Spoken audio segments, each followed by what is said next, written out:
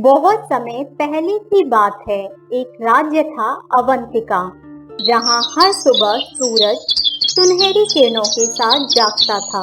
लोग खेतों में काम करते, बच्चे खेलते और लोग कहते, हमारे राजा अरविंद जैसा न्याय प्रिय राज कोई नहीं।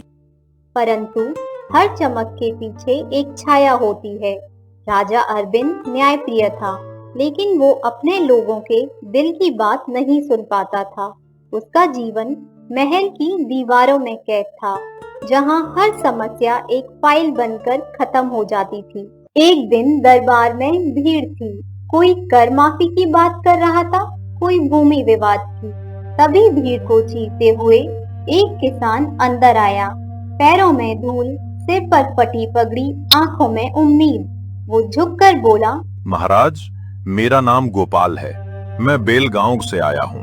बारिश नहीं हुई, खेत सूख गए हैं। अगर नहर बन जाए तो गांव के 100 घरों में चूल्हे जल जाएं। ठीक है गोपाल, तुम्हारी बात सुन ली गई है, देखेंगे। राजा ने सिर हिलाया, मंत्री ने कागज बंद किया और बात वहीं खत्म। लेकिन गोपाल की उम्मीद खत्म नहीं हुई। दिन बीते, हफ्ते बीते, पर नहर की बात किसी ने नहीं की। हर सुबह गोपाल अपने बेटे मोहन का सिर सहलाकर कहता, राजा ने कहा है बेटा, देखेंगे, बस थोड़ा सब्र। अम्मा बोले हैं राजा बहुत अच्छे हैं, वो जरूर आएंगे। पर खेत सूख गए, बीज सड़ गए और भूख ने गांव को चुप कर दिया। एक शाम गोपाल की पत्नी ने थके स्वर में कहा, गोपाल, बच्चे भूखे हैं। कल फिर दरबार जाऊंगा, राजा को खुद मिलूंगा। अगली सुबह गोपाल फिर महल पहुंचा। राजा आज दरबार में नहीं है, शिकार पर गए हैं। गोपाल का दिल टूटा। वो वापस लौटा, लेकिन उसके बेटे मोहन की हालात अब बहुत खराब थी। 3 दिन से उसने कुछ नहीं खाया था। रात को गोपाल ने उसके माथे पर हाथ रखा। बेटा, बस कल नहर की बात राजा तक पहुंचा दूंगा, फिर सब ठीक होगा। पर अगली सुबह मोहन की सांसें थम चुकी थी। गोपाल की जैसे दुनिया ही रुक गई हो। उधर राजा अरविंद शिकार पर निकला था। रास्ता बेल गांव से होकर जाता था। सूरज की तपिश तेज थी। अचानक राजा ने सड़क किनारे एक आदमी को देखा। वो सूखी जमीन पर बैठा था। गोद में एक बच्चे की लाश थी। राजा ने घोड़ा रोका, पास गया। वो वही किसान था, गोपाल।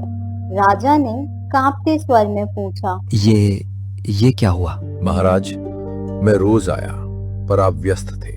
अब मेरे बेटे की भूख खत्म हो गई। अब उसे नहर की नहीं, मिट्टी की जरूरत है। राजा वहीं रुक गया। पहली बार उसने किसी की मृतदेह में अपनी गलती देखी। वो घुटनों पर गिर पड़ा, आंखों से आंसू बह निकले। राजा ने उसी क्षण कहा, आज से यही मेरा आदेश है। नहर की खुदाई यहीं और अभी शुरू होगी। महाराज, रात होने को है। तो मशालें जलाओ। आज मैं राजा नहीं, एक पिता हूँ जिसने अपना बेटा खो दिया। राजा ने खुद फावड़ा उठाया और मिट्टी खोदने लगा। लोग देखते रहे। फिर एक एक कर सब जुड़ गए। सैनिकों ने कवच उतार दिए। महिलाओं ने पानी भरकर लाना शुरू किया। पूरी रात बेल गांव में मशालों की रोशनी और मिट्टी की आवाज गूंजती रही। कई दिन की मेहनत के बाद एक सुबह सूरज की पहली किरण के साथ नहर में पानी बह निकला। लोगों की आंखों में आंसू झरने लगे। बच्चे नाचने लगे और गोपाल की पत्नी मिट्टी पर झुककर बोली, देखो मोहन, पानी आ गया बेटा। राजा अरविंद ने वही पानी अपने हाथों में लिया, आंखों से लगाया और बोला, हे भगवान, आज मेरा राज्य नहीं, मेरा दिल जिंदा हुआ है। अब ये नहर हमेशा तेरे बेटे के नाम से जानी जाएगी। उस दिन के बाद राजा बदल गया। वो रोज अपने महल से निकलकर गांवों में जाता, लोगों की बातें सुनता, उनके दुख बांटता। एक दिन दरबार में उसने कहा, आज से किसी फरियादी को देखेंगे मत कहना, क्योंकि एक देखेंगे ने एक जीवन छीन लिया। सालों बाद भी बेल गांव की वो नहर बहती रही। लोग कहते, जब भी ये पानी बहता है ऐसा लगता है मानो राजा अरविंद के आंसू अब भी उसमें घुल रहे हैं। राजा की मूर्ति आज भी नहर के किनारे खड़ी है, जहां लिखा है, राजा होना आसान है लेकिन इंसान बनना कठिन। राज तो हर कोई करता है, मगर इतिहास उसे ही याद रखता है जो आंसुओं की कीमत को समझे।